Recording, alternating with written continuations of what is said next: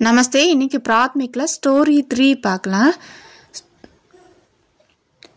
किसी शहर में दर्जी के एक दुकान थी और नगरतला டைலருடைய கடை இருந்தது. वह दुकान सड़क के पास थी. அவருடைய கடை வந்து சாலைக்கு அருகில் இருந்தது. एक हाथी नहाने रोज उस सड़क से होकर जाया करता था. ஒரு யானை ஒவ்வொரு நாளும் வந்து குளிக்கிறதுக்காக அந்த வழியா செல்லும். दर्जी उस हाथी को रोज केला दिया करता था.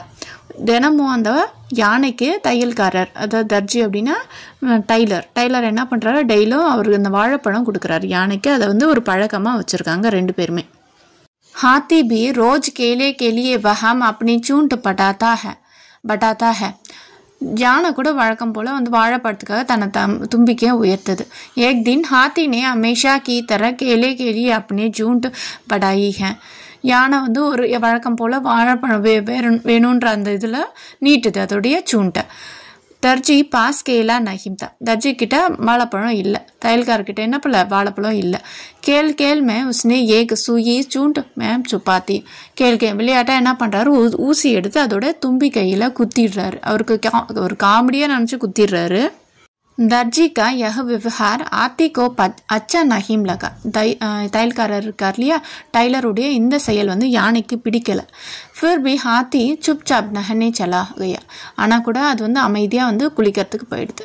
वापस आते समय हाथी ने अपने चूंट में गंदा पानी भर लिया. वापस திரும்பி வரும்போது யானை வந்து அதோட தும்பி கையில நிறைய அழுக்கு தண்ணியை வந்து எடுத்துட்டு வருது.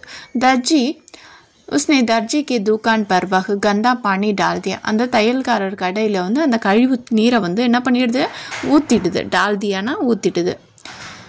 इससे दुकान में रखे सारे नए कपड़ा खराब हो गया.